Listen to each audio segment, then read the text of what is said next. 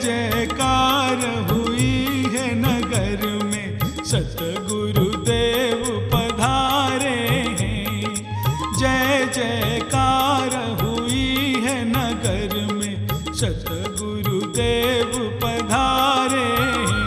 हरि ओम हरि ओम, हरि ओम हरि ओम, हरि ओम हरि ओम, हरि ओम हरि ओम।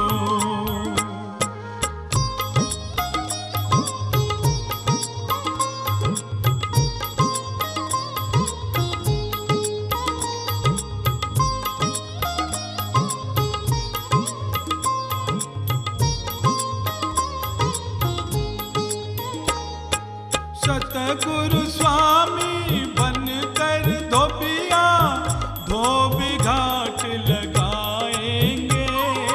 सतगुरु स्वामी बनकर धोबिया धोबी घाट लगाएंगे। जन्म जन्म की मैली चदरिया, जन्म जन्म की मैली चदरिया, ज्ञान साबुन से धुलाएंगे। हरि ओम हरि ओम, हरि ओम हरि ओम, हरि ओम हरि ओम, हरि ओम हरि ओम। अभी हम दृष्टा को पहचानने के लिए ध्यान में उतरेंगे। दृष्टा शब्द का उपयोग कहाँ करना चाहिए, दृष्टा किसे कहते हैं, तो इसके लिए सिनेमा हॉल में प्रवेश करेंगे। सिनेमा हॉल से सब परिचित होंगे। सभी लोग नेत्र बंद करें और अपने अपने घर से निकलें और सिनेमा कंपाउंड में पहुंच जाएं। सिनेमा कंपाउंड में सभी लोग अपने को उपस्थित देखें। फिल्म चल रहा है रामायण। आनंद सागर की यह रंगीन फिल्म है। मुख्य कलाकार अरुण गोविल, दीपिका, दारा सिंह हैं। अब सभी लोग थर्ड क्लास से सिनेमा हॉल में प्रवेश कर जाएं। अपने स्थान से बैठे हुए पर्दे पर दृष्टि डालें तो यहाँ दो बातें स्पष्ट हो रही है। ये पर्दा, ये फिल्म दृश्य की श्रेणी में है और ये थर्ड क्लास का दर्शक अपने को दृष्टा की श्रेणी में मान रहा है। जो दिखाई पड़ता है वह दृश्य ही होता है, वह कभी दृष्टा नहीं हो सकता। और जो दृष्टा है वो कभी दृश्य नहीं और दृश्य कभी दृष्टा नहीं। तो यहाँ दो बातें स्पष्ट है। फिल्म ये दृश्य है और ये देखने वाला दर्शक अपने में दृष्टा का स्वाभिमान करता है।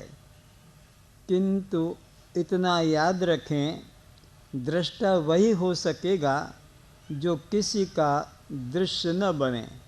अभी यहाँ थर्ड क्लास का दर्शक अपने में दृष्टा का स्वाभिमान करता है। आए थर्ड क्लास से निकलकर बाहर और पुनः सेकंड क्लास से सिनेमा हॉल में प्रवेश कर जाएं। सभी लोग अपने को सिनेमा हॉल में सेकंड क्लास में उपस्थित देखें। सामने पर्दे पर दृष्टि डालें तो मालूम पड़ा वही रंगीन फिल्म रामायण, वही कहानी, वही कलाकार जो थर्ड क्लास से दृष्टिगोचर हो रहे हैं वही अभी यहाँ सेकंड क्लास से दिखाई पड़ रहा है। थर्ड क्लास से सेकंड क्लास में आ जाने पर दिखाई पड़ने में, सुनाई पड़ने में, कहानी में, मनोरंजन में कोई भी अंतर नहीं पड़ा, किंतु एक अंतर जुड़ गया। ये जो थर्ड क्लास का व्यक्ति अपने को दृष्टा रूप में स्वाभिमान कर रहा था, किंतु सेकंड क्लास के दर्शकों के सामने अब ये दृष्टा नहीं रहा, इसका दृष्टापना समाप्त हो गया, क्योंकि यह सेकंड क्लास के दर्शकों के सामने पिक्चर की तरह ये थर्ड क्लास भी दृश्य बन गई।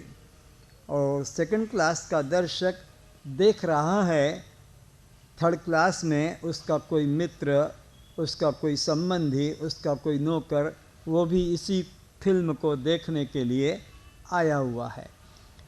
तो यहाँ पर अब सेकंड क्लास का दर्शक अपने में दृष्टा का स्वाभिमान करता है, किंतु याद रखें दृष्टा तो हम उसे ही स्वीकार कर सकेंगे जो केवल सबको देखता हो और स्वयं किसी को दिखाई न पड़े।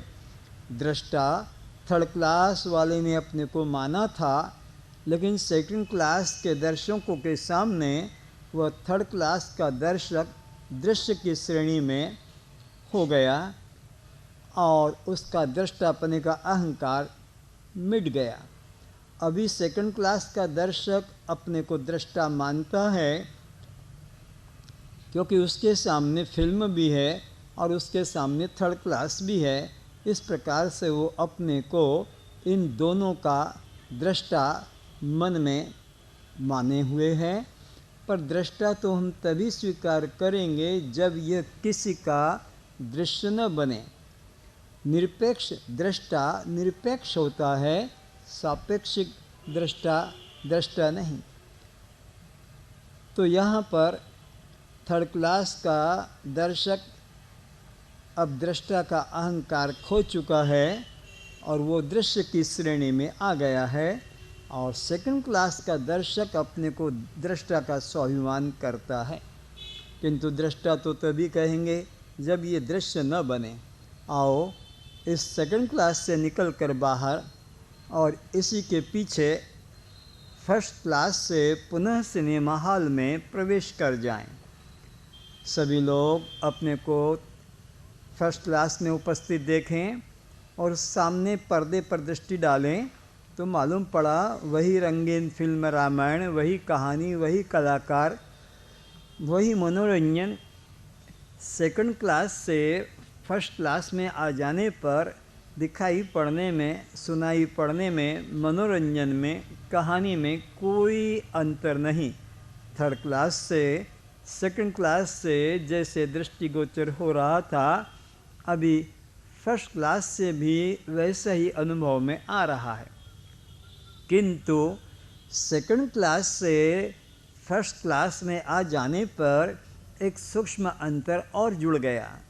क्या जुड़ा? थर्ड क्लास का दर्शक तो केवल पिक्चर को ही दृश्य रूप में देख रहा है, और ये सेकंड क्लास का दर्शक पिक्चर के साथ साथ थर्ड क्लास को भी दृश्य रूप में देख रहा है। और ये फर्स्ट क्लास का दर्शक पिक्चर के साथ साथ थर्ड क्लास, सेकंड क्लास तीनों को ही दृश्य रूप में देख रहा है और अपने में दृष्टा होने का स्वाभिमान करता है। किंतु इतना याद रखें कि दृष्टा तो वही हो सकेगा जो किसी को दिखाई न पड़े।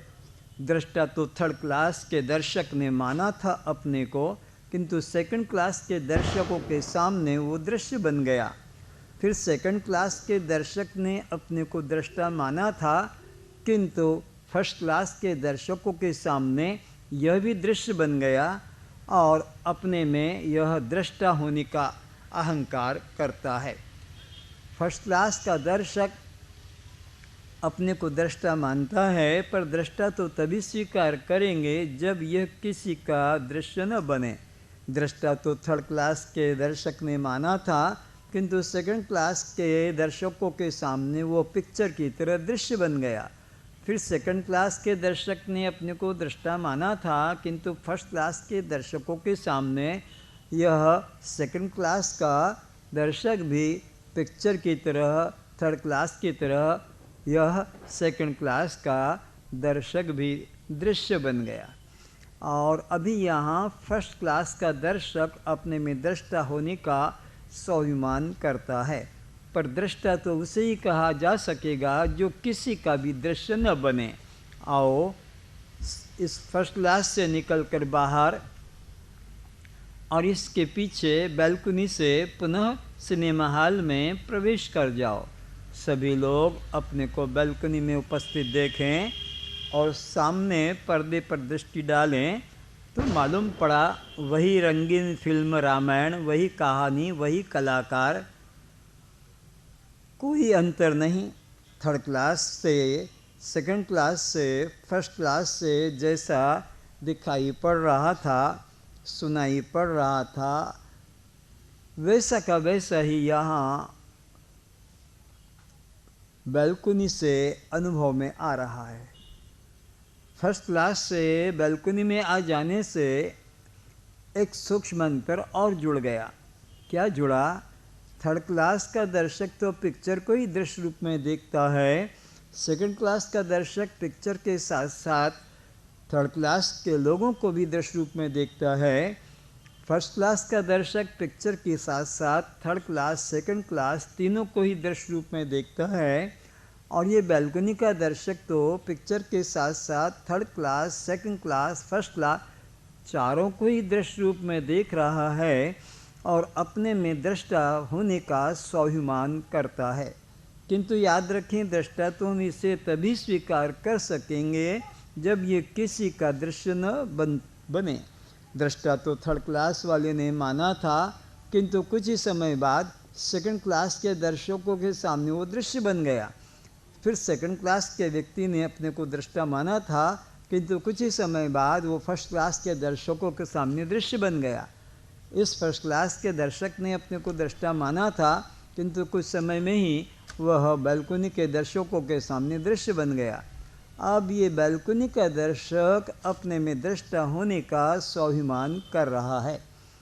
पर याद रखें, दृष्टा तो हम तभी स्वीकार कर सकेंगे जब ये किसी का भी दृश्य न बने। आओ इस बैल्कनी से निकलकर बाहर और थोड़ा सीढ़ियों के द्वारा ऊपर की तरफ चढ़े आएं और इस ऑपरेटर के रूम में प्रवेश कर जाएं। सभी लोग अपने को ऑपरेटर के रूम में उपस्थित देखें और वहाँ से सामने पर्दे पर दृष्टि डालें तो मालूम पड़ा वही रंगीन फिल्म रामायण, वही कलाकार, वही कहानी, वही मनोरंजन जो थर्ड क्लास से, सेकंड क्लास से, फर्स्ट क्लास से और बैल्कनी से अनुभव आ रहा था, वैसा का वैसा ही यहाँ ऑपरेटर के रूम से प्रतीत हो रहा है।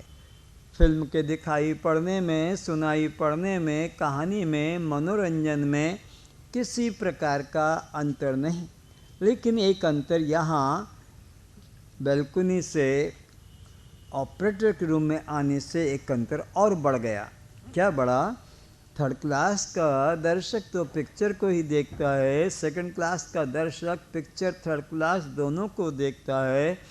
यह फर्स्ट क्लास का दर्शक picture third class, second class तीनों को देखता है और यह बैल्कनी का दर्शक picture third class, second class और फर्स्ट क्लास चारों को ही दृश्य रूप में देखता है। और ये ऑपरेटर तो पिक्चर को, थर्ड क्लास को, सेकंड क्लास को, फर्स्ट क्लास को, बैल्कनी को, पांचों को ही दृश्य रूप में देख रहा है और अपने में दृष्टा होने का स्वाभिमान करता है। किंतु याद रखें, दृष्टा तो हम इसे तभी स्वीकार कर सकेंगे जब यह किसी का दृश्य न बने। दृष्टा तो थर्ड क्लास के दर्शक ने माना था, किंतु सेकंड क्लास के दर्शकों के सामने वो दृश्य हो गया। फिर सेकंड क्लास के दर्शक ने अपने को दृष्टा माना था, किंतु फर्स्ट क्लास के दर्शकों के सामने वह भी दृश्य बन गया। फर्स्ट क्लास के व्यक्ति ने अपने को दृष्टा माना, किंतु बैल्कुनी के दर्शकों के सामने वो भी दृश्य बन गया। फिर बैल्कुनी के दर्शक ने अपने को दृष्टा माना, किंतु ऑपरेटर के सामने वो भी दृश्य बन गया। और ये ऑपरेटर अपने में दृष्टा होने का स्वाभिमान कर रहा है। किंतु याद रखें, दृष्टा तो हम इसे तभी स्वीकार कर सकेंगे जब ये किसी का भी दृश्य न बने। आओ अब इससे और पीछे चलें तो मालूम पड़ा, और इससे पीछे जाने का कोई रास्ता ही नहीं है। सिनेमा हॉल में यह वो अंतिम स्थल है जहाँ से सब कुछ दिखाई तो पड़ता है, पर यह स्वयं किसी को दिखाई नहीं पड़ता। तो इस पिक्चर हॉल में अगर दृष्टा को खोजना है, दृष्टा की पहचान करना है, तो थर्ड क्लास में आप दृष्टा की पहचान नहीं कर पाएंगे, सेकंड क्लास में भी दृष्टा की पहचान नहीं कर पाएंगे, फर्स्ट क्लास में भी दृष्टा को नहीं खोज पाएंगे, बैल्कुनी में भी आप दृष्टा को नहीं खोज पाएंगे। अगर दृष्टा को खोजना है, दृष्टा की पहचान करना है, तो इस सिनेमा हॉल में ऑपरेटर ही एक ऐसा स्थान है, ऐसा व्यक्ति है जहाँ से वह बैल्कुनी को, फर्स्ट क्लास को, सेकंड क्लास को, थर्ड क्लास को और पिक्चर को भी देख रहा है।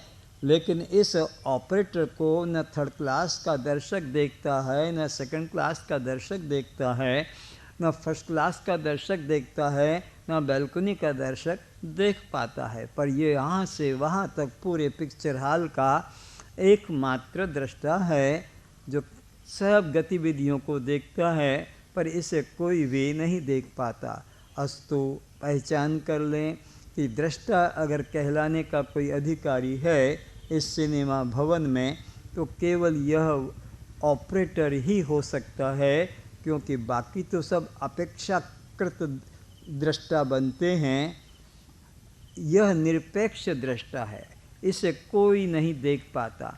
थर्ड क्लास का व्यक्ति दृष्टा मानता था, किंतु सेकंड क्लास के लोग उसको देख लेते हैं। सेकंड क्लास का व्यक्ति अपने को दृष्टा मानता है, किंतु फर्स्ट क्लास के लोग उसे देख लेते हैं। फर्स्ट क्लास का व्यक्ति अपने को दृष्टा मानता है, किंतु बैल्कुनी के लोग उसे देख लेते हैं। और ये बैल्कुनी का व्यक्ति अपने को दृष्टा मानता है, किंतु ऑपरेटर इसे देख लेता है। और ऑपरेटर दृष्टा मानता है तो ये दृष्टा ही रह जाता है, क्योंकि इसको और कोई पीछे से देखने वाला नहीं। जो दिखाई पड़ेगा वो तो दृश्य ही होगा। तो यहाँ पर गुलाब का पौधा सिनेमा पिक्चर हॉल की तरह ये दृश्य है, और ये आँखें थर्ड क्लास के तुल्य हैं जो अपने में दृष्टा का होने का अहंकार करती हैं। किंतु याद रखें, दृष्टा तो हम इसे तभी स्वीकार कर सकेंगे जब ये स्वयं किसी की दृश्य न बने। आओ थर्ड क्लास के तुल्य नेत्र श्रेणी से निकलकर बाहर, और इसी के पीछे सेकंड क्लास के तुल्य मन की श्रेणी से प्रवेश कर जाओ। देह कक्ष में मन की श्रेणी से आप प्रवेश कर गए हैं। अब सामने दृष्टिपात करें तो मालूम पड़ा वही गुलाब का पौधा, वही रंग, वही सुगंध, वही दूरी जो नेत्र श्रेणी से दृष्टिगोचर हो रहा है, वैसा का वैसा ही मन की श्रेणी से दृष्टिगोचर हो रहा है। और मन अपने में उसको दृष्टा का अहंकार हो रहा है। अब यहाँ पर नेत्र का दृष्टापने का अहंकार टूट गया, क्योंकि इस नेत्र को पीछे से मन देखता है कि आँख खुली है या बंद है, आँख से ठीक दिखता है या कम दिखता है। यह आँख की दशा को मन देख रहा है, जान रहा है। तो जैसे यह गुलाब का पौधा दृश्य है, ऐसे ही मन के लिए यह नेत्र भी दृश्य बन गए, क्योंकि मन आँखों की अवस्था को जानता है, फिर जाकर रोग है तो डॉक्टर के पास दिखाता है। अब यहाँ पर सेकंड क्लास के तुल्य मन अपने को दृष्टा का अभिमान करता है, पर दृष्टा तो हम तभी मानेंगे जब ये किसी का दृश्य न बने। दृष्टा तो नेत्र ने माना था, किंतु मन के आगे नेत्र दृश्य बन गई, और अब मन दृष्टा का स्वाभिमान करता है। तो आओ इस सेकंड क्लास के तुल्य मन की श्रेणी से बाहर आ जाएं और फर्स्ट क्लास के तुल्य बुद्धि श्रेणी से पुनः देह कक्ष में प्रवेश कर जाएं। सभी लोग अपने को बुद्धि श्रेणी में उपस्थित देखें और सामने दृष्टिपात करें तो मालूम पड़ा वही गुलाब का पौधा, वही रंग, वही सुगंध, वही दूरी जो नेत्र से, जो मन से, वही अभी यहाँ बुद्धि श्रेणी से दृष्टिगोचर हो रहा है।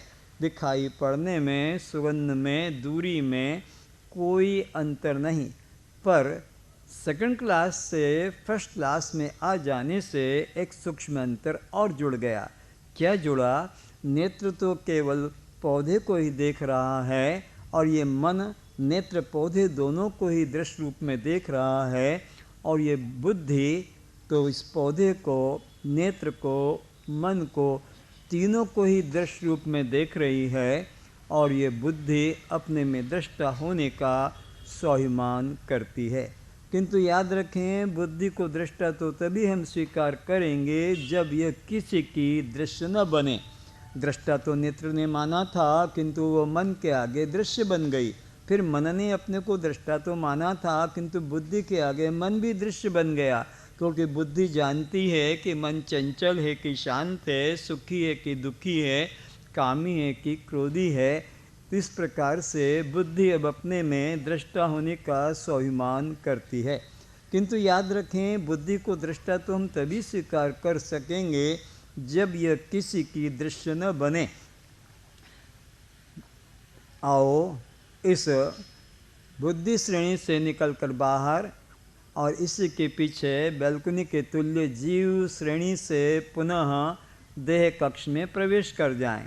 सभी लोग अपने को जीव श्रेणी में उपस्थित देखें और सामने दृष्टिपात करें तो मालूम पड़ा वही पौधा, वही रंग, वही सुगंध, वही दूरी जो नेत्र श्रेणी से, मन की श्रेणी से, बुद्धि की श्रेणी से दृष्टिगोचर हो रहा है, वैसा का वैसा ही अभी यहाँ जीव श्रेणी से प्रतीत हो रहा है।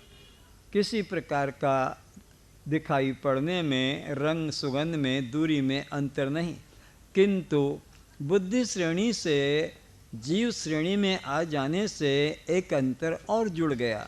क्या जुड़ा? नेत्र तो केवल इस पौधे को ही देख पा रहा है और ये मन इस पौधे और नेत्र दोनों को देख पाता है, और ये बुद्धि पौधा, नेत्र, मन तीनों को ही देखता है, और ये जीवात्मा तो इस पौधे को, नेत्र को, मन को, बुद्धि को, चारों को ही दृश्य रूप में देख रहा है, और जीवात्मा अपने में दृष्टा होने का स्वाभिमान करता है।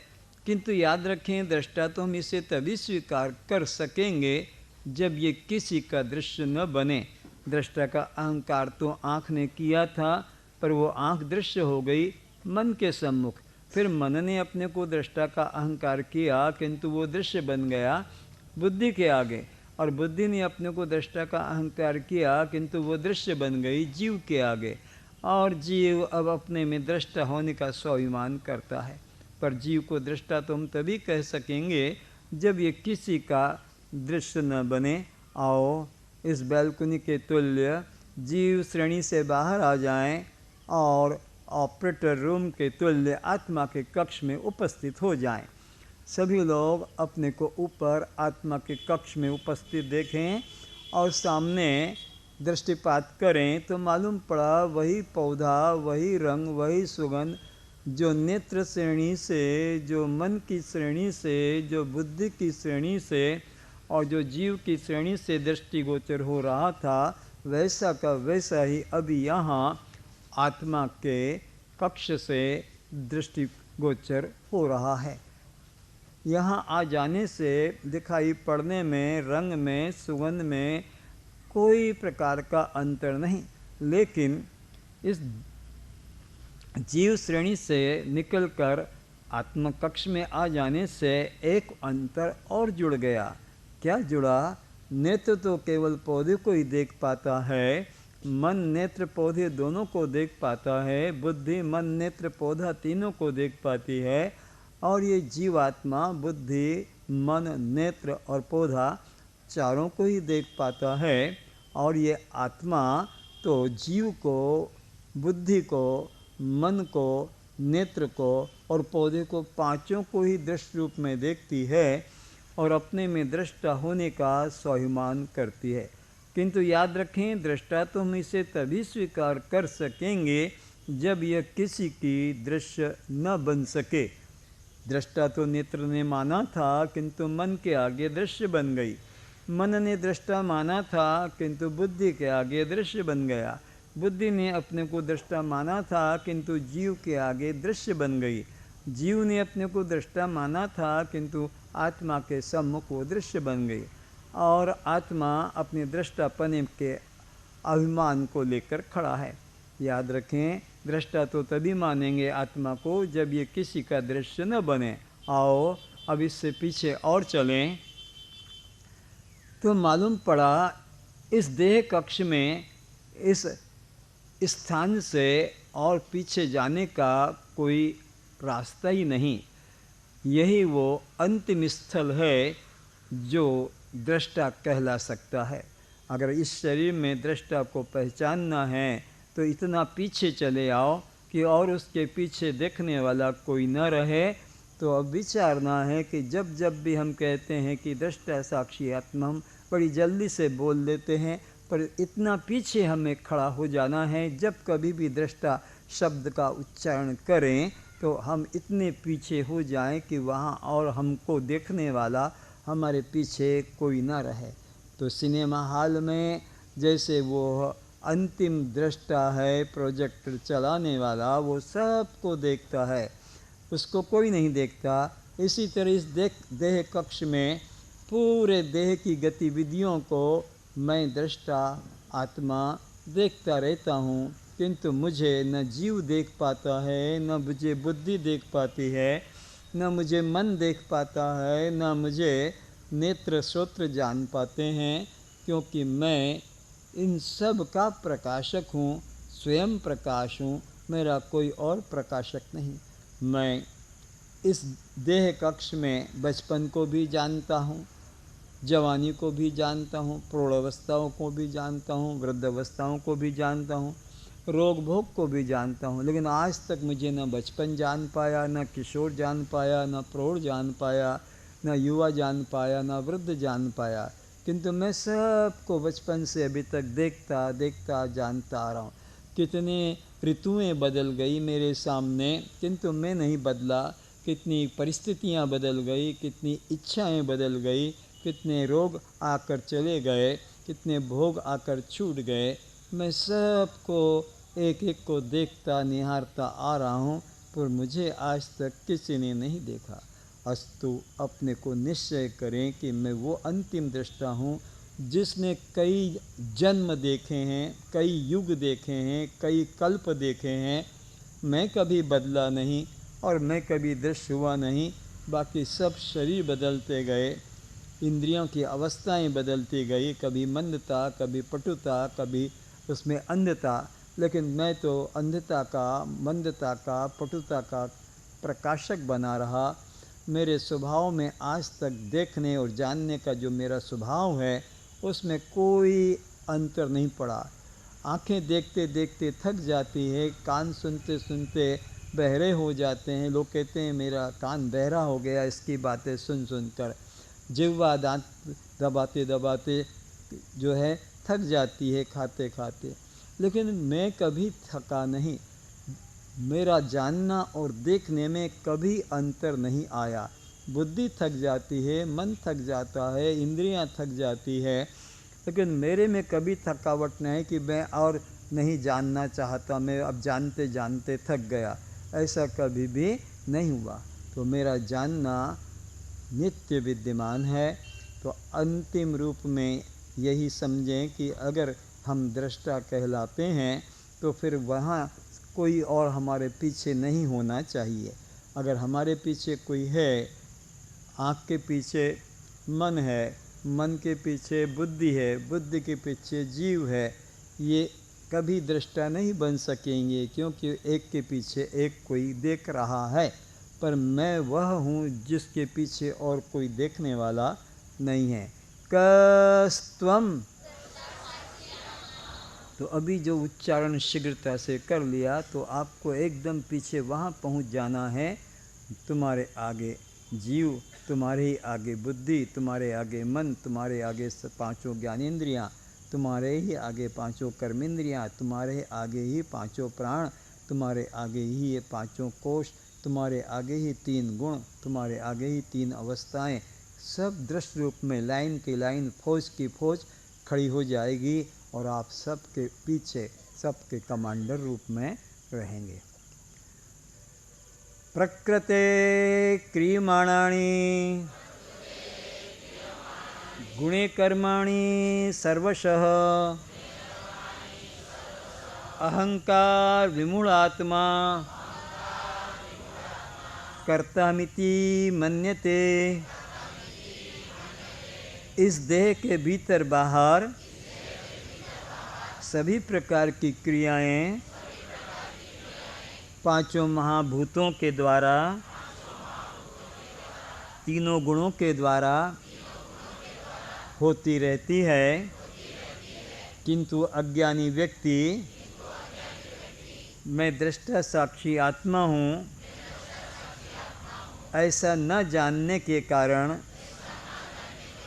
देह की अवस्था को, देह की क्रिया को, देह के जाति को, देह के आश्रम को, देह के रूप को, देह की उम्र को, देह के नाम को, देह के रंग को, लंबा छोटा परिणाम को,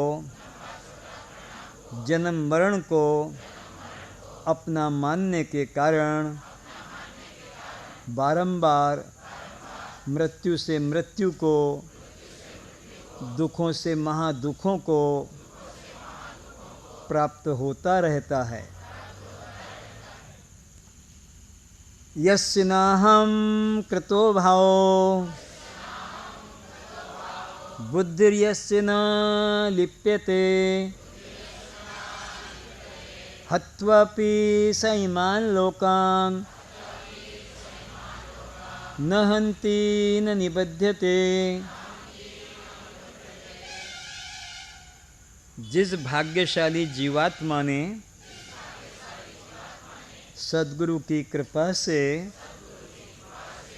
अपने को दृष्टा साक्षी रूप में अनुभव कर लिया है, वह किसी भी कर्म का अपने को करता नहीं देखता है। वह ज्ञानी पुरुष जो दृष्टा साक्षी भाव में स्थित हो चुका है,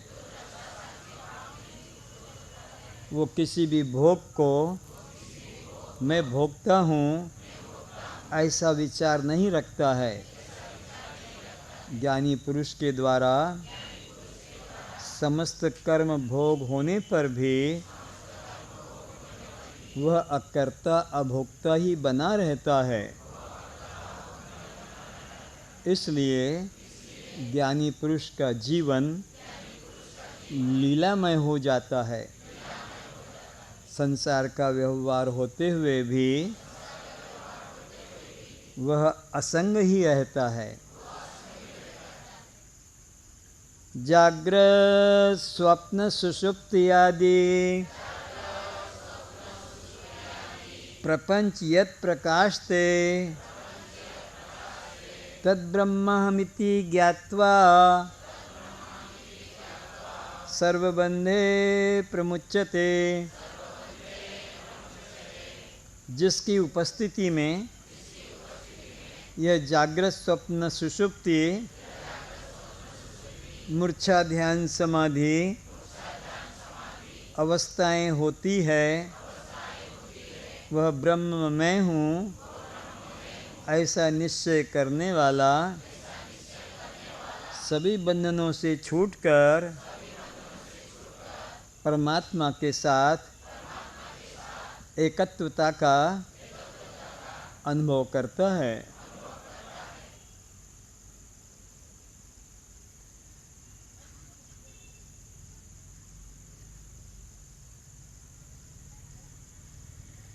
चित्तस्य शुद्धे कर्मं न तु वस्तुपलब्धे वस्तुसिद्धि विचारेण न कर्म कोटिभिः निष्काम कर्म निष्काम उपासना करने वाले भक्तों के मन में निष्कामता के कारण ब्रह्म विचार ब्रह्म जिज्ञासा जागृत होती है, चित्त शुद्ध होता है। लेकिन चित्त शुद्धि मात्र से, उपासना करने मात्र से इसका कल्याण नहीं होता है। जीव का कल्याण तो आत्मज्ञान के द्वारा, आत्मविचार के द्वारा होता है। इसके अलावा अन्य कोई साधन नहीं है।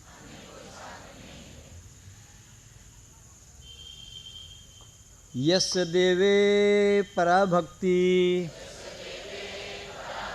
यथा देवे तथा गुरो तस्येते कथिता ह्यर्था प्रकाशन्ते महात्मनः। अज्ञान काल में अपने कल्याण के लिए जैसी श्रद्धा भक्ति सेवा पूजा प्रीति विश्वास भगवान के मूर्ति में किया जा रहा था, किंतु शांति की प्राप्ति, मुक्ति की प्राप्ति, अखंड आनंद की प्राप्ति, अमरता की प्राप्ति, निर्भयता की प्राप्ति आज तक भी नहीं हो पाई। अब जीवन मुक्ति पाने के लिए, अखंड आनंद पाने के लिए, अमृतत्व पाने के लिए, निर्भयता पाने के लिए किसी जीवित सद्गुरु की, ज्ञानी गुरु की, भगवान के रूप में ही श्रद्धा भक्ति सेवा पूजा उनमें प्रीति विश्वास करना चाहिए। जो जीवित सद्गुरु की, ज्ञानी गुरु की, पूरे गुरु की भगवान के रूप में श्रद्धा भक्ति करते हैं, उनके वचनों में अपने कल्याण का विश्वास रखते हैं, वे जीवन मुक्ति को, अखंड आनंद को प्राप्त करते हैं। उनका देह भाव, जीव भाव, बद्ध भाव, कर्ता भोक्ता भाव निवृत्त हो जाता है।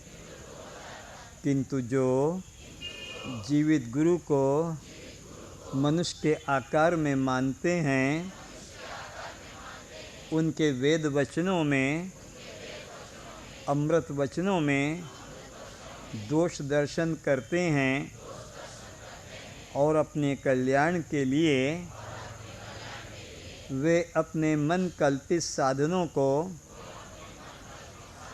करते हैं। ऐसे मनमुखियों को कभी भी कल्याण की प्राप्ति नहीं हो सकेगी। ज्ञान अमृतेन तृप्तस्य कृतकृतस्य योगिनः नैवास्ति किंचित कर्तव्यम् अस्ति चेत न स तत्ववेत्। मैं दृष्टा साक्षी आत्मा हूँ। इस प्रकार के ज्ञान अमृत का, विचार अमृत का जिन्होंने श्रद्धा पूर्वक, विश्वास पूर्वक सद्गुरु के मुख से पान कर लिया है, अनुभव कर लिया है, ऐसे ज्ञानी पुरुष के लिए अब अपने कल्याण के लिए किंचित प्रकार का भी साधन करने की अपेक्षा नहीं है। मैं दृष्टा साक्षी आत्मा हूँ, इतने निश्चय से ही यह जीवात्मा धन्य धन्य हो जाता है। अपने कल्याण के लिए और किसी साधन करने की आवश्यकता नहीं रहती है। मैं दृष्टा साक्षी आत्मा हूँ, इस निश्चय के बाद भी यदि कोई साधक अपने मन में बंधन मानता है, अगर मैं पूजा पाठ नहीं करूँगा, मंत्रमाला नहीं करूँगा, तीर्थ व्रत नहीं करूँगा, तो मुझे पाप लगेगा। अगर ऐसा मन में वो भ्रांति रखता है तो फिर उसे अज्ञानी ही जानना चाहिए, क्योंकि आत्मनिष्ठ ज्ञानी पुरुष के लिए वेदों में किसी प्रकार के साधन करने की आज्ञा नहीं है। तस्य कार्यम न विद्यते, तस्य कार्यम न विद्यते। जिसने दृष्टा साक्षी आत्मा रूप में अपने को पहचान लिया है, अब उसके लिए किसी प्रकार की कर्मोपासना करने की आवश्यकता नहीं है। ओम सहना भवतु, सहनो भुनक्तु, सह वीर्यं करवावहै, तेजस्विनावधीतमस्तु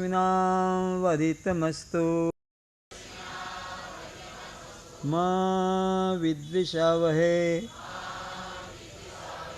हे आत्मदेव, आप हम दोनों की भली प्रकार रक्षा करें, हमारा पालन करें, हमें बुद्धि शक्ति प्रदान करें,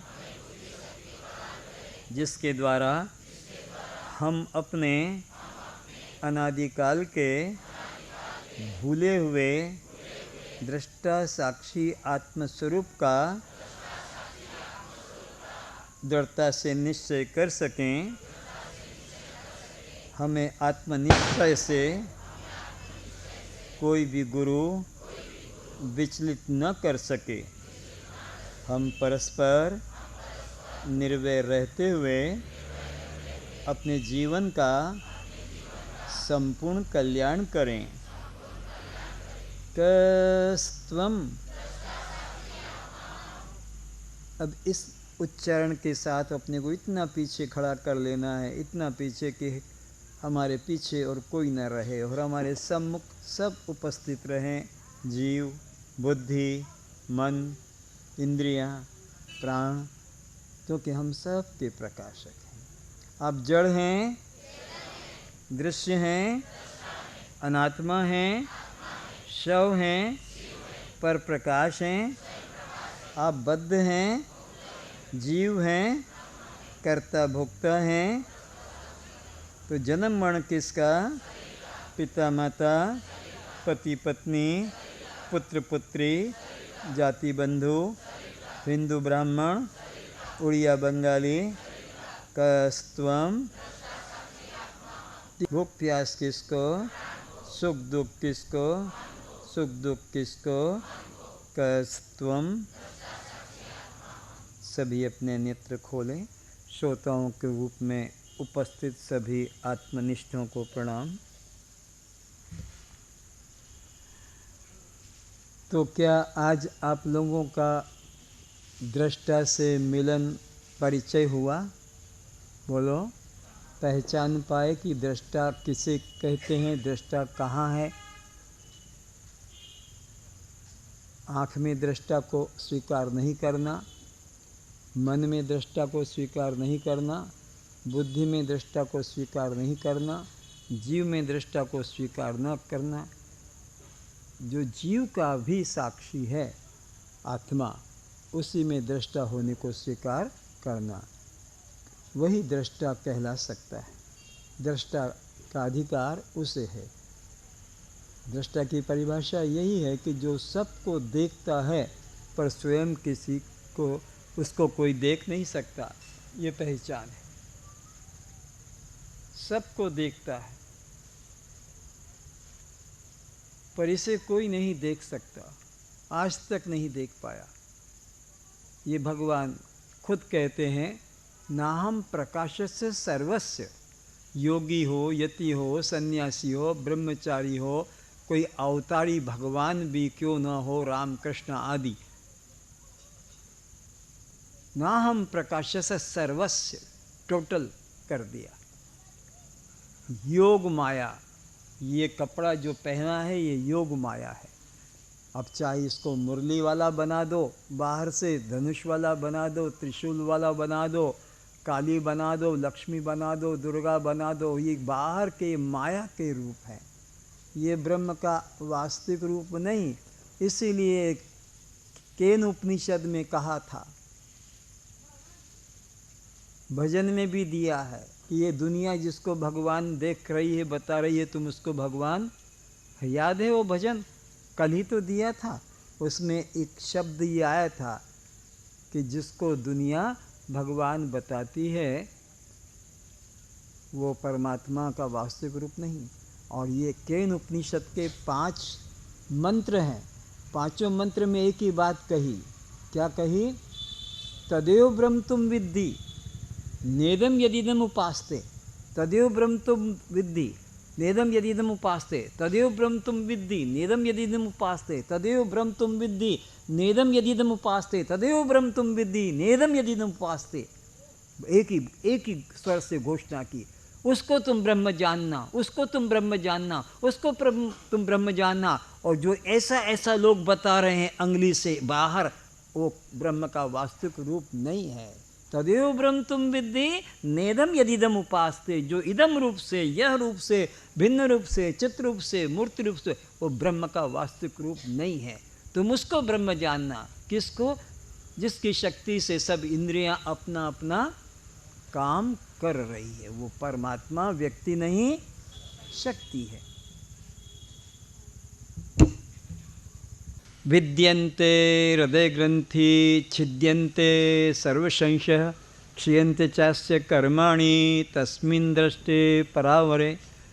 उपनिषद कहता है, जब कोई ऐसा सद्गुरु मिले जो जीव को पांचों भ्रांतियों से मुक्ति दिलाकर एक ब्रह्म का निश्चय करा सके, तभी इसका कल्याण हो सकेगा।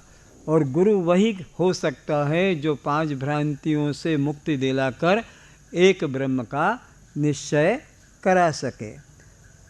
तो 5 भ्रांतियाँ हर मनुष्य में है। भेद भ्रांति, कर्ता भोक्ता भ्रांति, संग भ्रांति, विकार भ्रांति और ब्रह्म से पृथक यह जगत सत्य। ये 5 भ्रांतियाँ प्रबल है और सब में है, पर उसका किसी को ख्याल नहीं। गुरु लोग लगे हैं मंत्र देने में, चेला बनाने में, या पूजा पाठ कराने में, या तीर्थ भ्रमण कराने में, या योग वगैरह अष्टांग योग में लगे हैं, पर इन 5 भ्रांतियों का विचार ही नहीं आता। ये 5 भ्रांतियाँ प्रबल है, जिसकी वजह से जीवात्मा भ्रमण कर रहा है। तो पहली भ्रांति है भेद भ्रांति। भेद मानना ही ये जन्म मरण का कारण है। वेद कहता है द्वितीया द्वयम भयम भवति, जब तक तुम्हारे मन में परमात्मा और अपने प्रति ड्वेलिटी द्वैत भाव रहेगा तब तक जन्म मरण के भय से मुक्त नहीं हो सकोगे। और कठोपनिषद में तो श्राप दे दिया है, मृत्यु स मृत्युम आपनोति, ये बार बार मरेगा, ये मृत्यु से मृत्यु को प्राप्त होता रहेगा। कौन? यह इव नान्यो पश्यति, अपने को परमात्मा से अलग मानने वाला, परमात्मा से अपने को अलग दूर मानने वाला। मृत्यु स मृत्युम आपनोति यह इव नान्यो पश्यति। कठोपनिषद में यमराज नचिकेता को ये बात कहता है। तो भेद भ्रांति, इसे समझें। आकाश में सूर्य सदा जानते हैं एक ही होता है। अब नीचे जल के भरे हुए 100 बर्तन, 100 माठिया, 100 घड़ा, और हर माठिया में, हर घड़े में आपको एक एक क्या दिखेगा? आकाश में कितना है? तो ये जो अलग अलग माठिया में पानी भरा है और उसमें अलग अलग हमें वो दिख रहा है, तो ये जो दिख रहा है ये सत्य की भ्रांति है? ये क्या है? भ्रांति है। सत्य तो वही आकाश वाला, ये सब उसका रिफ्लेक्शन, उसका प्रतिबिंब। तो प्रतिबिंब कभी सत्य, भेद जो दिख रहा है ये भ्रांति है। जैसे उठो और गिन के बताओ। देखो एक व्यक्ति आ रहा है स्टेज के पास, और देखो गिन के कितने हैं इसमें। इसमें देखो दर्पण में, इधर आओ, ये दर्पण जो है, हाँ, इसमें गिन के बताओ कितने हैं।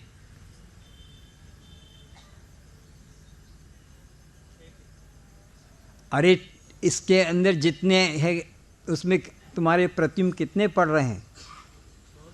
अरे बहुत सारे तो गिनना नहीं आता क्या?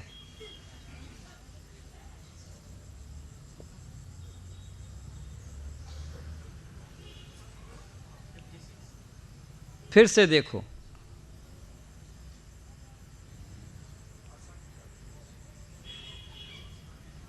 हाँ?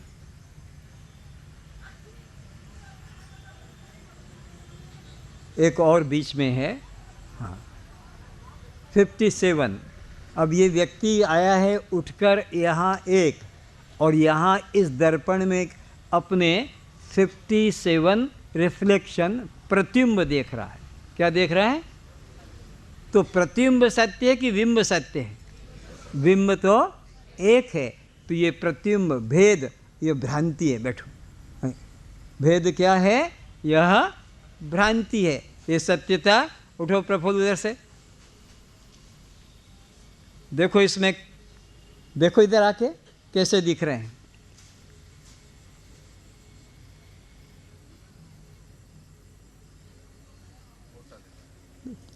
अब बोलता मैं, और ये तो पहले ही मोटा है, फिर भी कहता और मोटा दिख रहा हूँ। और आगे चलो, देखते जाओ क्या क्या परिवर्तन आता है। अब लंबा, पहले ही तो 6 फीट का है, फिर भी कहता और लंबा है। आगे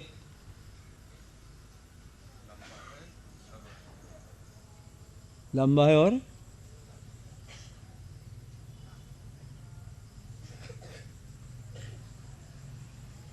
इसमें देखो, पकड़ो,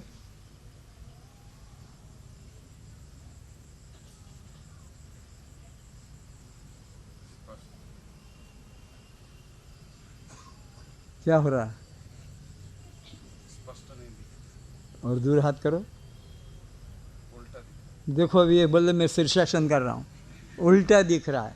तो ये सब क्या है? उपाधियाँ। इससे ये भ्रम हो रहा है। व्यक्ति जो था एक, कहीं तो वो 57 दिख रहा है, कहीं मोटा दिख रहा है, कहीं दुर्बल दिख रहा है, कहीं वह उल्टा दिख रहा है। तो यह सत्यता है कि भ्रांति है? यह है भ्रांति है, भेद भ्रांति है। इसलिए परमात्मा को भी ऐसे ही जानना, सूर्य की तरह एक है, और हमारे तुम्हारे शरीर है इसमें बुद्धि रूपी जल भरा है और उसमें उसका प्रतिबिंब पड़ रहा है। आपको गोले बनवाए थे ना, एक तरफ परमात्मा, एक तरफ सूर्य, उसके नीचे फिर शरीर और उधर माठिया, और फिर उसके नीचे बुद्धि और उसमें जल, और फिर उसमें प्रतिबिंब पड़ा था। याद आ रहा है? अभी तुम्हारे सामने स्टेज के ऊपर एक डांसर आएगी स्टेज पर डांस करने। स्टेज के ऊपर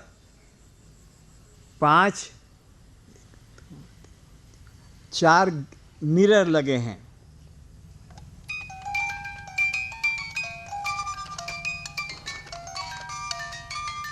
चलो नाचो।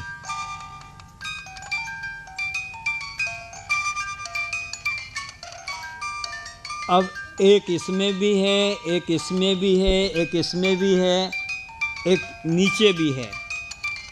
तो एक सत्य है कि 5 सत्य है? पर दिखाई पड़ रहा है 5। अब एक और इसके पार्टनर को खड़ा करते हैं।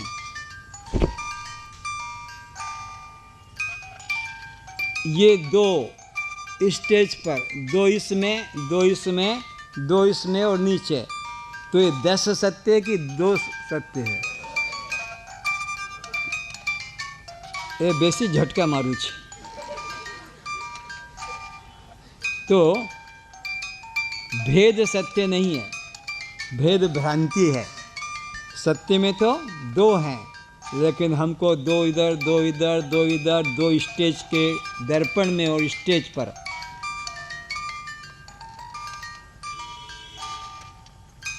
अब कम होते गए, अब 8 रह गए। अब इधर से कर दिया तो फिर 6 रह गए, 2 इधर, 2 इधर, 2 नीचे। तो ये भेद सत्य नहीं है, भेद क्या है? भ्रांति है। कुछ समझ में आ रहा है? क्या समझ में आया कि जो भेद दिखता वो सत्य, भेद भ्रांति है। जैसे सूर्य तो एक है, 1000 पानी के भरे हुए माठिया हैं, तो हमें हर एक में एक एक दिखाई पड़ेगा, पर वो जो भेद दिखाई पड़ता है उससे ये सत्य। ऐसे ही परमात्मा एक है, पर ये जो हमको नाना प्रकार के 84 लाख योनियाँ जो दिखाई पड़ती है, तो छोटा माठिया है कि बड़ा माठिया कि और बड़ा कोई टैंक है, सब में एक एक सूर्य जैसे दिखता है।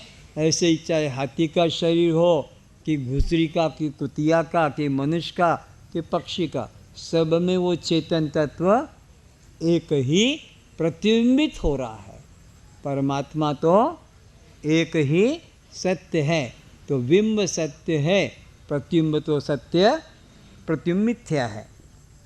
देखो जैसे इधर कैसे ही हुआ, एक ही सूर्य का प्रकाश पानी के माठिया में पड़ा और उसमें जाकर सूर्य का आभास हो गया।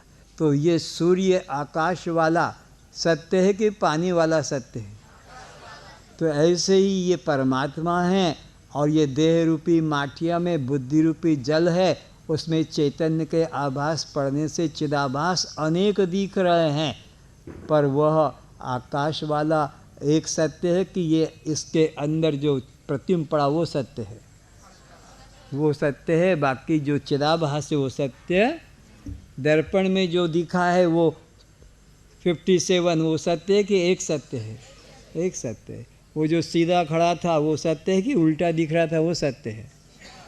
तो बस ये भ्रांति, भेद क्या है? भ्रांति है। उसको मन से निकालकर एक ब्रह्म का निश्चय करना है। अब दूसरी भ्रांति है कर्ता और भोक्ता।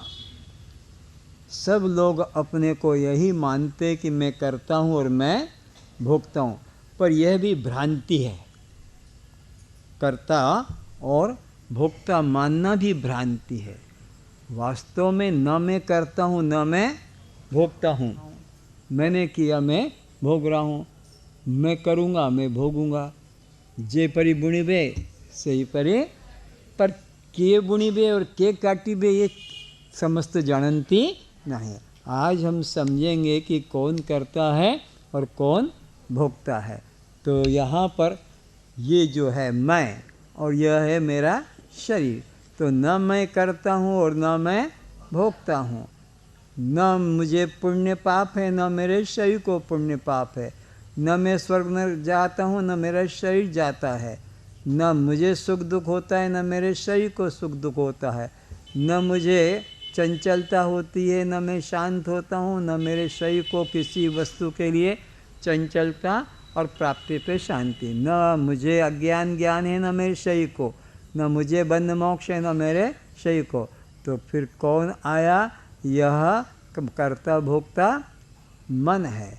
यही पुण्य पाप का करता है, यही स्वर्ग नरक जाता है, यही सुख दुख भोगता है, यही वस्तु के अभाव में चंचल और वस्तु के मिलने से शांत होता है। इसी को अज्ञान है, इसी को ज्ञान हो रहा है और इसी को बंधन था और इसी को मुक्ति प्राप्त हुई। मैं तो इससे अलग हूँ। तो दूसरी भ्रांति है कर्ता और भोक्ता की भ्रांति। ये कर्ता भोक्ता की भ्रांति को हम दूर करेंगे। ये आपके सामने स्फटिक मणि है, इसमें किसी प्रकार का रंग है, लेकिन यही स्फटिक मणि जब रंगीन प्रकाश के सम्मुख पड़ जाती है, कैसा दिखा?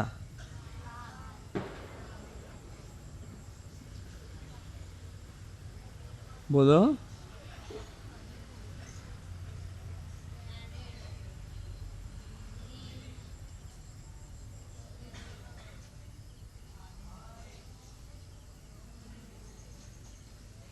क्या बोला था आपने?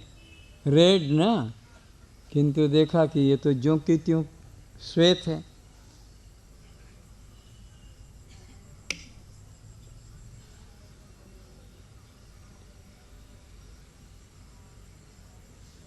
तो विचारो इसके ऊपर कि मणि तो क्या है, निर्मल है, किंतु जैसा रंग उसके ऊपर प्रतिबिंबित होता है, मणि वैसी भासित होती है।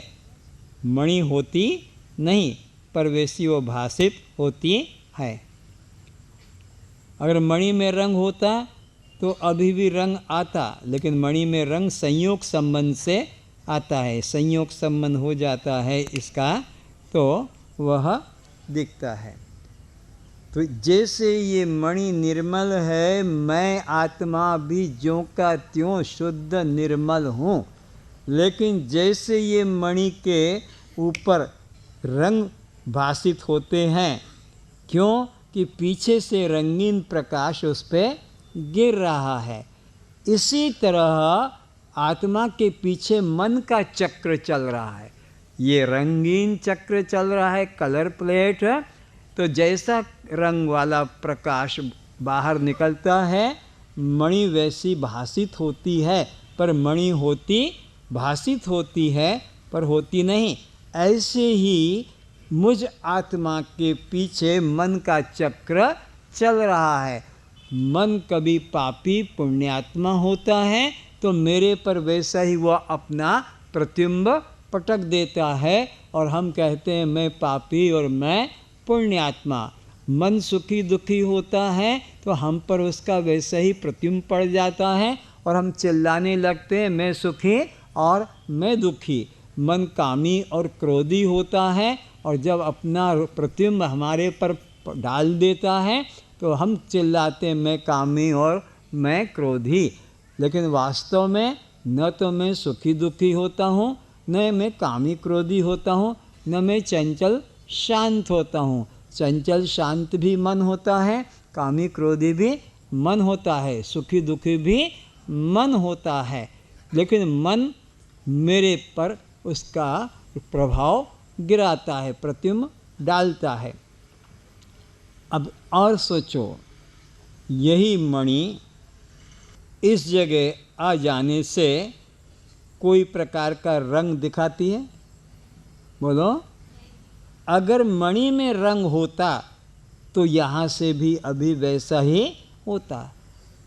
पहचान कर लो कि मणि शुद्ध है, क्योंकि अगर मणि में रंग होता तो अभी भी वह दिखाई पड़ता, लेकिन मणि में रंग कब दिखाई पड़ता? जब उसके पीछे रंगीन चक्र चलता है। अब ये रंग आए हैं, ये किसके हैं? मणि के नहीं हैं। मणि पर प्रतिभासित होते हैं, है तो पीछे से चलने वाले चक्र का। तो इस चक्र का है ये रंग। ऐसे ही मन का चक्र का रंग मुझ आत्मा पर भासित होता है, पर मैं वैसी होती जैसे मणि वैसी हो नहीं रही है, जैसी दिख रही है, हरा पीला नीला। ऐसे ही मैं आत्मा नित्य शुद्ध हूँ। अगर मैं ऐसा हो जाता, पापी पुण्यात्मा करता भोगता, तो गहरी नींद में भी सबको ये भ्रांति होती कि मैं कामी, क्रोधी, गरीब, अमीर, दुखी, सुखी, सदवा, विधवा, ब्रह्मचारी, गृहस्थी, Marwari, Gujarati, Odia, Bengali, manager, director, secretary, चपरासी, कुछ भी वहाँ पर प्रतीति नहीं होती। अगर मेरे धर्म होता, मेरा स्वभाव होता, तो गहरी नींद में भी सब मुझे ऐसा ही लगता जैसा अभी जागृत काल में या स्वप्न काल में हमको नाना प्रकार का व्यवहार भ्रांति होती है। जागृत में भी बहुत प्रकार का हमको भ्रांति है, स्वप्न में भी है, पर सुषुप्ति में तो किसी भी प्रकार की, यहाँ तक कि अपना देह भी वहाँ पर नहीं रहता, मन भी नहीं रहता। तो मन ही करता और मन ही भोगता है। न मैं करता हूँ न मैं भोगता हूँ। फिर मैं करता भोगता क्यों लग रहा हूँ? कि मेरे पीछे मन की प्लेट चल रही है। वो करता भोगता अपना धर्म मेरे ऊपर प्रतिबिंबित कर देती है और मैं वैसा मान लेता हूँ। मणि अपने को हरा पीला लाल मान लेती है, पर वो मणि का रंग नहीं है, मणि के पीछे होने वाले प्रकाश का रंग है। ऐसे ही मैं कामी, क्रोधी, सुखी, दुखी नहीं होता हूँ, पर मेरे पीछे चलने वाले मन के चक्र का प्रभाव है। तो निश्चित कर लो कि मैं न करता न मैं भोगता। तीसरी भ्रांति है संग भ्रांति। ये बड़ी भयंकर भ्रांति है, सब इसी में ग्रसित हैं। देखो,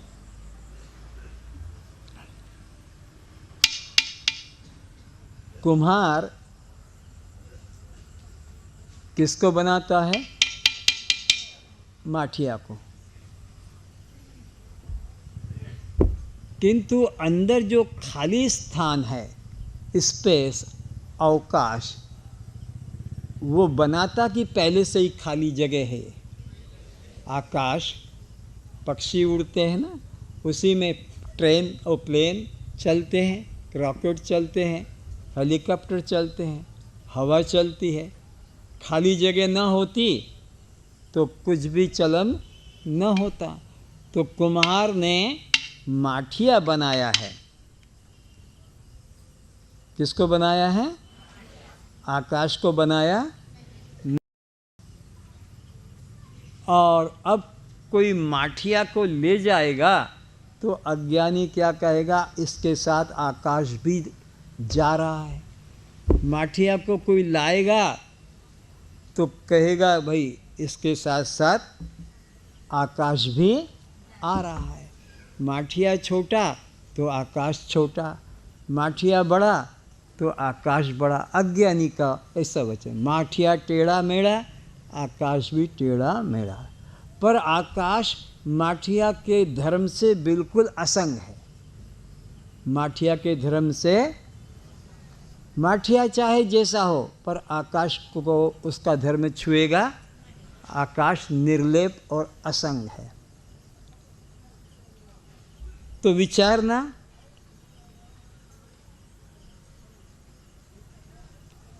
पिता माता ने, कुम्हार ने क्या बनाया?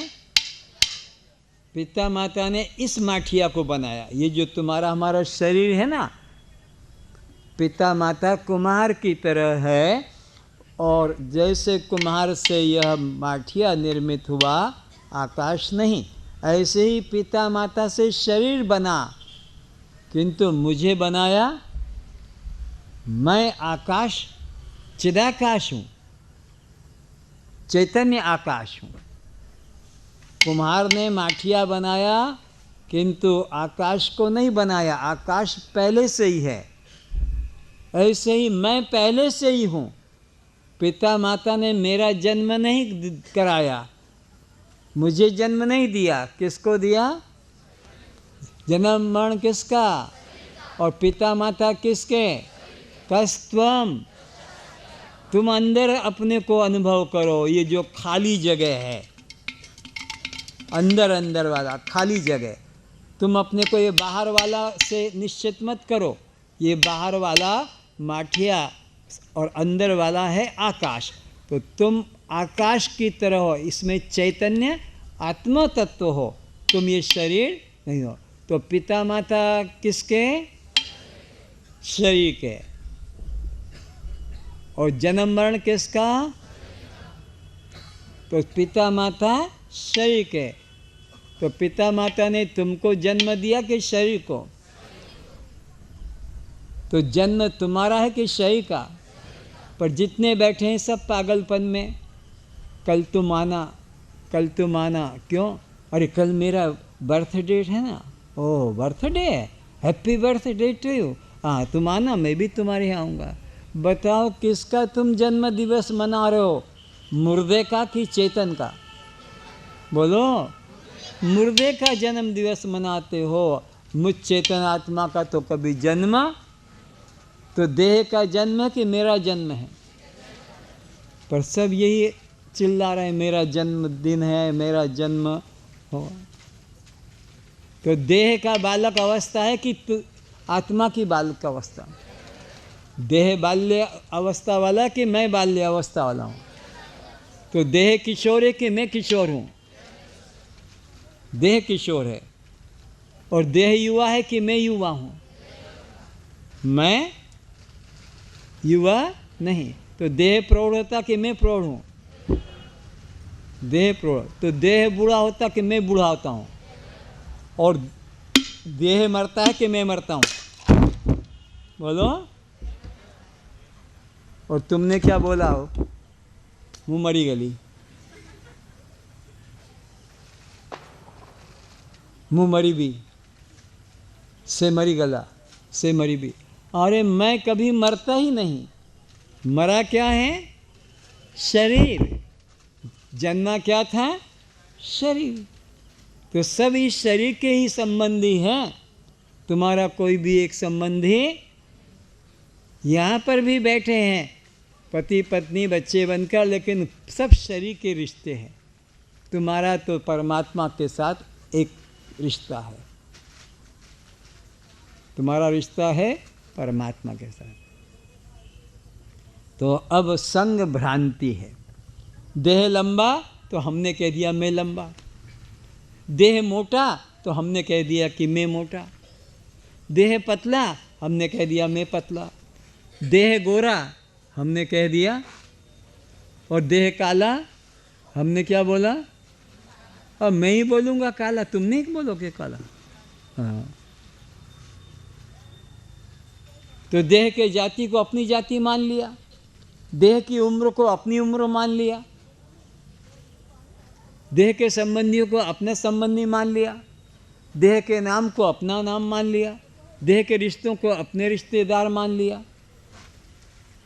देह की उपाधियों को अपनी उपाधियां मान लिया। ये संग भ्रांति है। इसलिए अपने को देह के अहंकार से मुक्त करना, विजाति वृत्ति का मन से तिरस्कार करना है। चौथी भ्रांति है विकार भ्रांति। ये विकार भ्रांति कैसी हो गई है? जैसे कि रास्ते में एक टुकड़ा पड़ा हुआ दिखाई पड़ा। किसका था वो? रस्सी का टुकड़ा था, और हम देखकर डर गए कि ये तो कोई सांप है। सांप की तरह हमको लगा।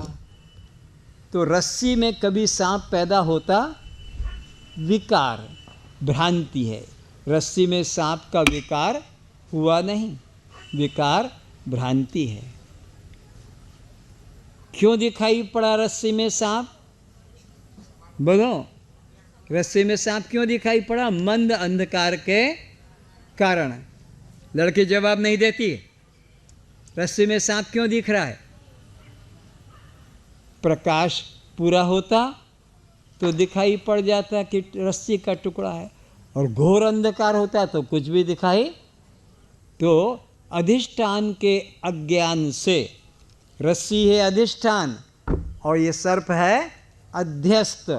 परिभाषा लिखा चुका हूँ। अधिष्ठान के सहारे जो भ्रांति होती है उसे अध्यस्त कहते हैं। तो रस्सी का ज्ञान होता तो सर्प का भ्रम न होता। तो रस्सी के अज्ञान से हमें सर्प की भ्रांति हुई, पर रस्सी में कभी सांप पैदा होता ही नहीं। फिर जब रस्सी का ज्ञान हो जाएगा तो फिर ये सांप रहेगा कि निकल के चला जाएगा? तुम्हारे घर में कि खेत में? निकल के कहाँ जाएगा? अरे है ही नहीं तो निकलेगा क्या? रस्सी में सांप का भ्रम हो रहा है, रस्सी में सांप पैदा होता ही नहीं। प्रकाश हो जाने से रस्सी का अज्ञान है, इस कारण से हमको सर्प दिख रहा है। जब रस्सी का ज्ञान हो जाएगा तो सर्प भ्रम चला जाएगा। एक दृष्टांत, विकार भ्रांति है। जीव ब्रह्म का विकार नहीं है। अगर विकार हो जाता तो फिर ये जैसे दूध और दही बन गया, अब ये फिर दूध नहीं बनेगा। ऐसे ही यह धान है और ये चावल बन गया, अब ये फिर चावल धान नहीं बनेगा। ये गेहूं है और ये आटा है, अब आटा हो गया, अब ये गेहूं नहीं बनेगा।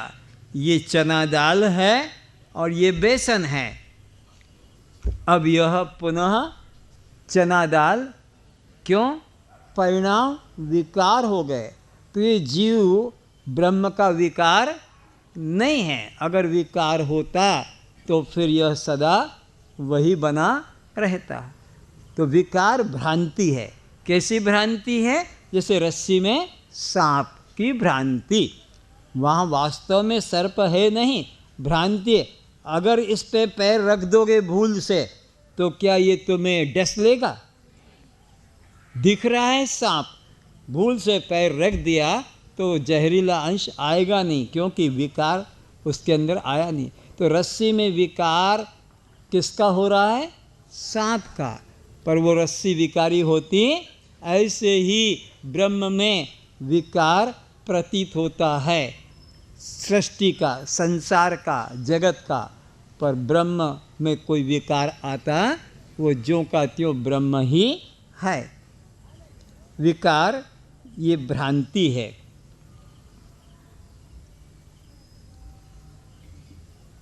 लिख लो थोड़ा सा। आत्मा, अधिष्ठान आत्मा के अज्ञान से, अधिष्ठान आत्मा के अज्ञान से जगत विकार की प्रतीति होती है। अधिष्ठान आत्मा के अज्ञान से जगत विकार की प्रतीति होती है। जैसे रस्सी के, जैसे अधिष्ठान रस्सी के अज्ञान से, जैसे अधिष्ठान रस्सी के अज्ञान से सर्प की भ्रांति होती है। अधिष्ठान रस्सी के अज्ञान से सर्प की भ्रांति होती है। फिर अधिष्ठान रस्सी के ज्ञान हो जाने से, फिर अधिष्ठान रस्सी के ज्ञान हो जाने से, फिर अधिष्ठान रस्सी के ज्ञान हो जाने से सर्प भ्रांति निकल जाती है, सर्प भ्रांति निकल जाती है। पर रस्सी में सर्प का विकार कभी नहीं होता है, पर रस्सी में सर्प का विकार कभी नहीं होता है। अधिष्ठान रस्सी के ज्ञान हो जाने से सर्प की भ्रांति निवृत्त हो जाती है, पर रस्सी में सर्प का कभी विकार नहीं होता। इसी प्रकार अधिष्ठान आत्मा के ज्ञान हो जाने से, इसी प्रकार अधिष्ठान आत्मा के ज्ञान हो जाने से जगत विकार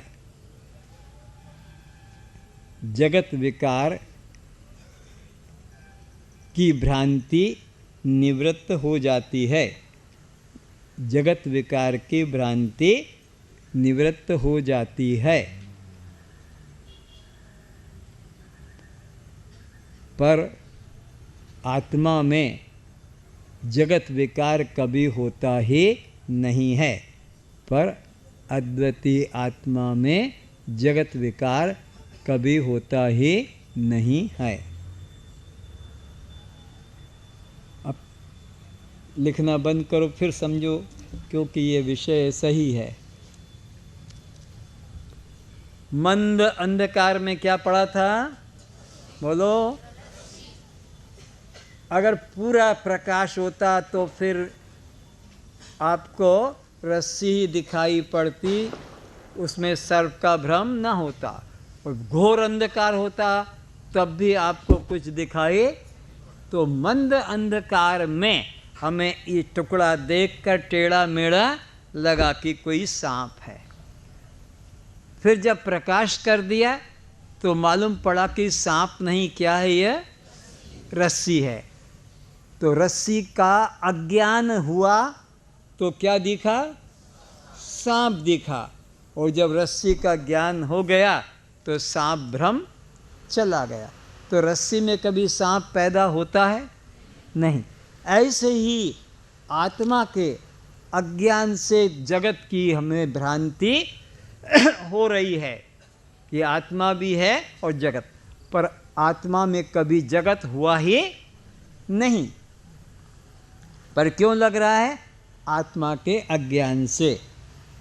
सांप क्यों दिख रहा है, रस्सी के अज्ञान से। जगत क्यों दिख रहा है, आत्मा के अज्ञान से। रस्सी से सर्प भ्रम कब चला जाता है, जब प्रकाश हो जाता है। तो अधिष्ठान आत्मा का जब ज्ञान हो जाता है तो जगत भ्रांति निवृत्त हो जाती है। तो अधिष्ठान क्या है यहाँ पर, जिसके सहारे भ्रम प्रतीत हो, तो ये है अधिष्ठान और ये है उसमें अध्यस्त। मरुस्थल में, मरुस्थल अधिष्ठान है और वो जो भासने वाला जल वो अध्यस्त है। चंद्रमा में खरगोश, हरिण, वो क्या है, अध्यस्त है। चंद्रमा अधिष्ठान है।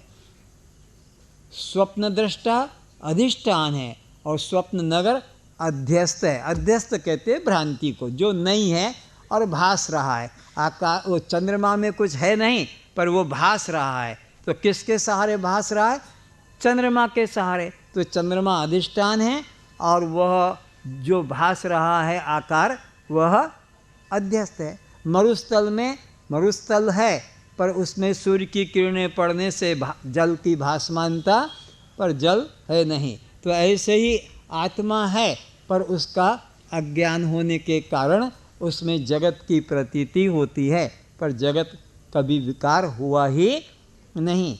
जगत अधिष्ठान नहीं, जगत अध्यस्त है, आत्मा अधिष्ठान है। ये सर्प अध्यस्त है और रस्सी अधिष्ठान है। ये अधिष्ठान और अध्यस्त की परिभाषा लिखा चुका हूँ, पढ़ के कभी याद आए तो देखना। देख रहे हैं, शुद्ध ब्रह्म, अद्वितीय ब्रह्म, एकमेवा अद्वितीयम ब्रह्म, नेह नानास्ति किंचन, ये वेद का सिद्धांत है। लेकिन अज्ञानता के कारण उसी शुद्ध ब्रह्म में हमने द्वैतवाद की कल्पना कर ली। क्या? एक ब्रह्म, एक ईश्वर और एक जीव, जबकि शुद्ध ब्रह्म था, है, रहेगा, पर मान लिया ब्रह्म, ईश्वर, जीव। अब इसका परिणाम क्या हुआ कि हमने उस अखंड सत्ता में तीन कल्पना कर ली। ब्रह्म अलग हो गया, ईश्वर अलग हो गया और जीव अलग हो गया। और ऐसे हो जाने से ये ऊपर से सृष्टि हो गई और ये जीव समझ लो कि नीचे आ गए। अगर ऐसा हो गया होता तो फिर ये ब्रह्म की स्थिति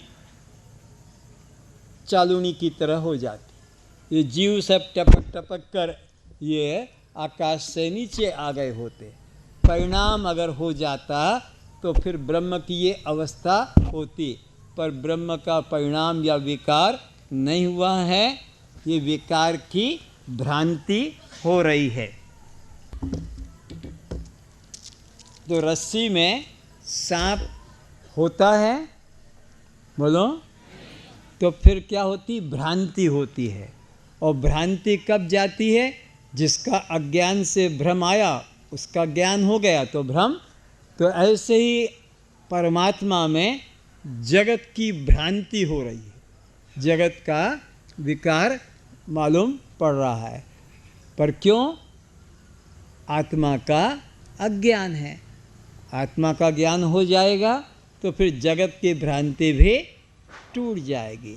तो जगत सत्य नहीं है, ब्रह्म सत्यम जगत मिथ्या। ब्रह्म सत्यम जगत मिथ्या। ये जगत केवल भ्रांति हो रही है। कैसी?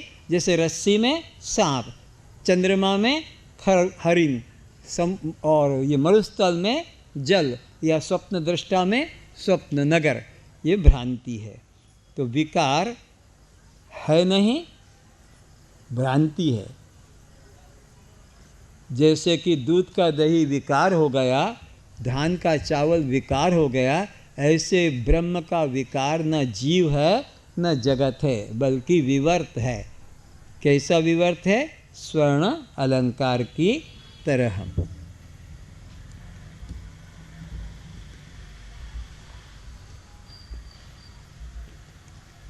पांचवी भ्रांति को अब समझेंगे। भ्रांतियों की निवृत्ति कराई जा रही है। पहला बताया भेद भ्रांति है, दूसरा बताया कर्ता भोक्ता भ्रांति है, तीसरा बताया संग भ्रांति है। देह के अनुरूप अपने को मानना ये संग भ्रांति है, और मन के अनुरूप अपने को मान लेना कर्ता भोक्ता भ्रांति है, और प्रतिबिंब के अनुरूप अपने को मान लेना यह भेद भ्रांति है। तो भेद भ्रांति से हमको अलग रखना है, कर्ता भोक्ता भ्रांति से अलग जानना है, संग भ्रांति से अलग जानना है, विकार भ्रांति से अलग जानना है। अब पांचवा है ब्रह्म से पृथक जगत सत्य। ब्रह्म से पृथक जगत सत्य, ये लोगों को भ्रांति है कि जगत अलग है और परमात्मा अलग है। जैसे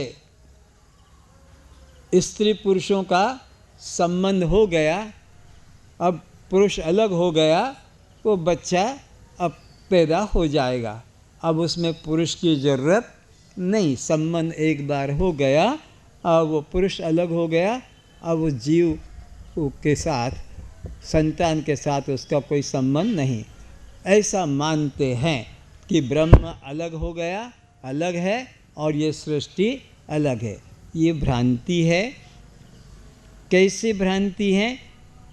जैसे स्वर्ण से पृथक अलंकार, स्वर्ण से पृथक ये स्वर्ण,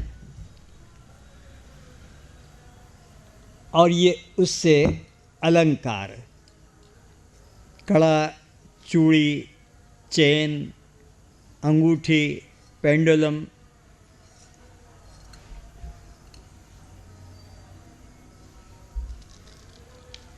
ये अमेरिका का बिस्किट, ये ब्रिटिश पीरियड का गोल्ड क्वाइन, ये इंडिया गवर्नमेंट का लक्ष्मी का क्वाइन।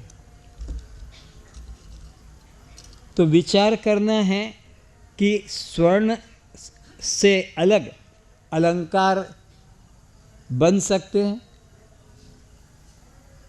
स्वर्ण से अलंकार अलग हो सकते हैं, अलंकारों को स्वर्ण से अलग किया जा सकता है? नहीं। तो जो लोग कहते कि ये जगत अलग है और परमात्मा अलग है, वो ऐसी बात बताते हैं कि स्वर्ण अलग है और अलंकार अलग है, माटी अलग है और माठिया अलग है, काठ अलग है और फर्नीचर अलग है, लेकिन कोई कार्य कारण से अलग होता ही नहीं।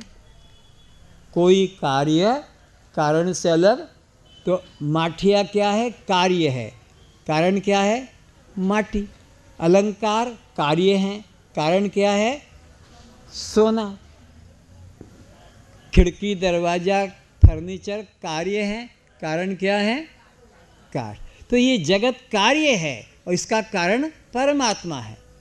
और कभी कार्य कारण अलग अलग, स्वर्ण अलंकार अलग अलग, माटी और माठिया अलग अलग, जल और बर्फ कभी अलग अलग, ऐसे ही यह जगत और परमात्मा कभी अलग नहीं हो सकते हैं। आपने देखा होगा मकड़ा, स्पाइडर अपने मुख से लार से निकालता है और उसका वो जाला बनाता है और अपने मुख में ले लेता है। तो ऐसे ही परमात्मा इस जगत का निमित्त कारण भी है और उपादान कारण है। कुम्हार तो अलग है, माटी अलग है तब घड़ा बनेगा, सुनार अलग है, सोना अलग है तब अलंकार बनेगा, जुलाहा अलग है, रुआ अलग है तब वस्त्र बनेगा। लेकिन इधर ऐसा नहीं है कि परमात्मा अलग है और उसका पंचभूत मटेरियल अलग है और तब वह जगत का निर्माण करेगा। यहाँ दोनों वही है, उपादान भी वही है और निमित्त कारण भी वही है। परमात्मा इस सृष्टि का उपादान कारण भी है, निमित्त कारण भी है। कैसा? जैसे मकड़ा, स्पाइडर वो राल निकालता है, उसी को बनाता है, उसी में लीन भी अपने में कर लेता है। तो जगत परमात्मा से सत्य कभी हो नहीं सकता, परमात्मा से पृथक जगत सत्य नहीं हो सकता। कोई भी कार्य कारण से अलग हो नहीं सकता। समझें, ये माठिया, इसी से पता लग जाएगा ये माठिया अपने आप बना कि इसके लिए कोई बनाने वाला चेतन पुरुष होगा? बोलो, मुर्दा आदमी माठिया बना पाएगा? कुम्हार मुर्दा हो गया, मर गया, वो बना पाएगा? और कुम्हार का बेटा लेकिन कंप्यूटर इंजीनियर बन गया, अब वो अपने बाप वाला धंधा कर पाएगा? बोलो। तो ज्ञान भी चाहिए। माठिया के बारे में सोचो पहले। माटी अपने आप माठिया, उसको बनाने वाला कोई चेतन कुम्हार चाहिए, तो फिर माठिया बनेगा कि नहीं? तो भी नहीं बनेगा। उसको बनाने का ज्ञान होना चाहिए, तो माठिया बनेगा कि नहीं? नहीं बनेगा। उसको बनाने की इच्छा भी चाहिए, तो फिर माठिया बनेगा कि नहीं बनेगा? तो भी नहीं बनेगा। उसके लिए साधन, एफर्ट्स करना पड़ेगा। एक माठिया बनाने के लिए कितनी चीज़ चाहिए? चेतन पुरुष हो, बनाने का ज्ञान हो, बनाने की इच्छा हो और बनाने का वो प्रयत्न करे, तब बनेगा। फिर इतना विराट संसार अपने आप कैसे बनेगा?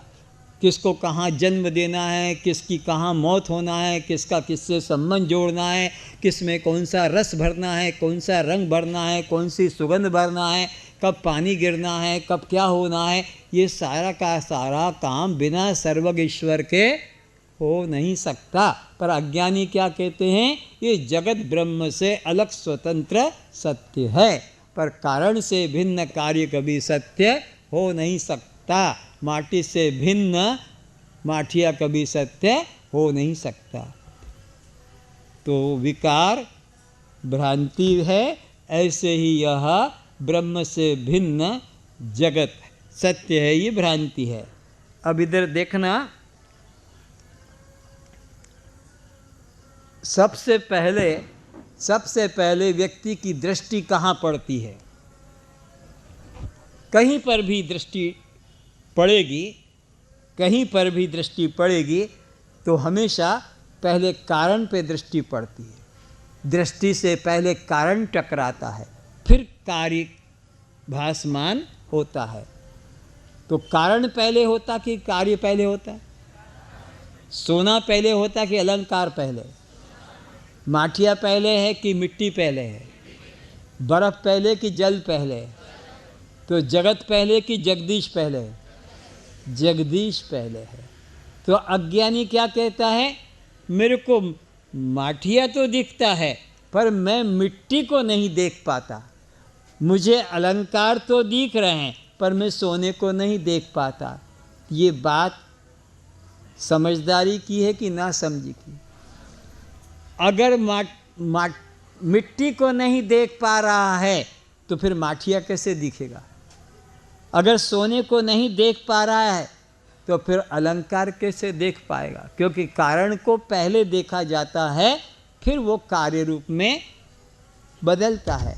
तो ये जगत कार्य है और कारण इसका जगदीश है। तो जगत पहले दिखेगा कि जगदीश पहले दिखेगा? बोलो। जगदीश पहले टकराएगा आँख से, मिट्टी पहले टकराएगी आँख से, तब माठिया बाद में है। सोना पहले टकराएगा आँख से, फिर अलंकार बाद में है। तो जगदीश पहले टकरा रहा आँख से, जगत बाद में है। पर अज्ञानी क्या कहते हैं? जगत तो दिख रहा है, जगदीश नहीं दिख रहा है। तो लोग टिकट लेके जगन्नाथ चले जाते हैं। तो जगत यहाँ है और जगन्नाथपुरी में है। बोलो।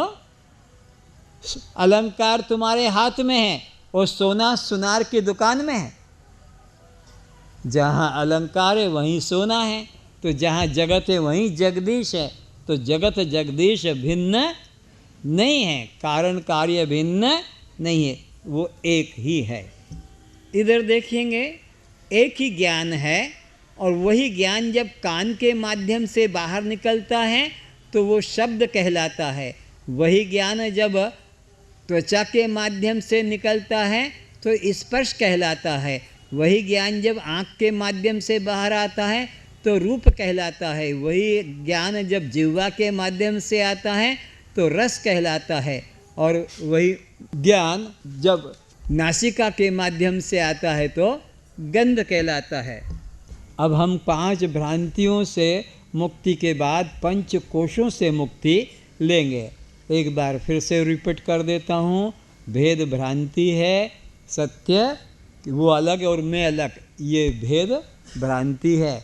और दूसरा, मैं करता और भोगता हूँ, ये भी एक भ्रांति है। न मैं करता हूँ न मैं भोगता हूँ, न मैं परमात्मा से अलग हूँ। कैसे? जैसे ये ट्रेन देख रहे हो, ट्रेन और पटरी कभी कभी अलग होते देखा? ट्रेन को पटरी को अलग होते देखा? जैसे ट्रेन पटरी से अलग नहीं चल सकती, ऐसे ही यह जीव परमात्मा से कभी अलग नहीं हो सकता। कैसा इसका संबंध है? जैसे कि एक वृक्ष पर 2 पक्षी बैठे हैं।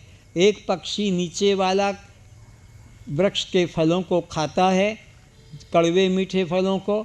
दूसरा पक्षी ऊपर से देखता है। एक वृक्ष पर 2 पक्षी, एक देखता है एक भोगता है। इधर देख लो, ये देह रूपी वृक्ष के ऊपर ये बच्चा ये क्या करता है? भोगता है, माँ के स्तन का भोग करता है और माँ देखती है। देखने वाला परमात्मा है, भोगने वाला जीवात्मा है। ये देखने वाला परमात्मा, भोगने वाला जीवात्मा। एक वृक्ष पर दो पक्षी, एक भोगता है और एक देखता है।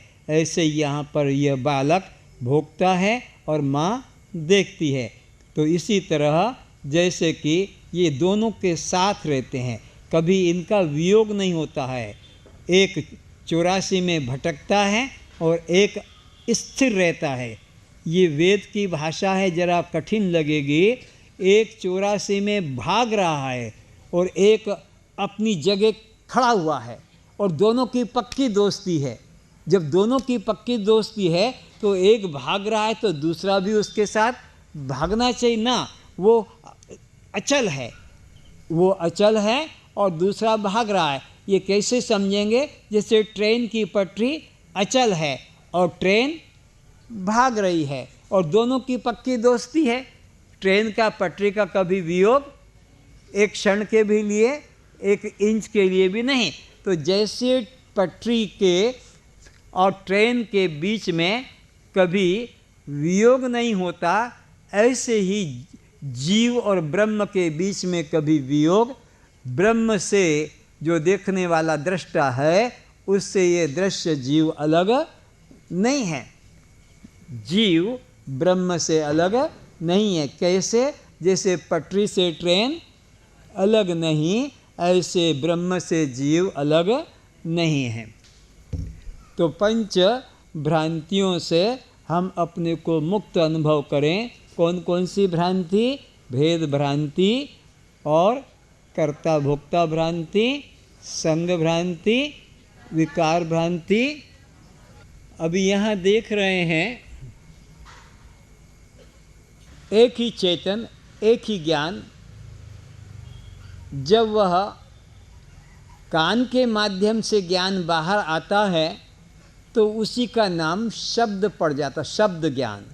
और वही ज्ञान जब त्वचा के माध्यम से बाहर आता है तो उसे स्पर्श ज्ञान कहते हैं।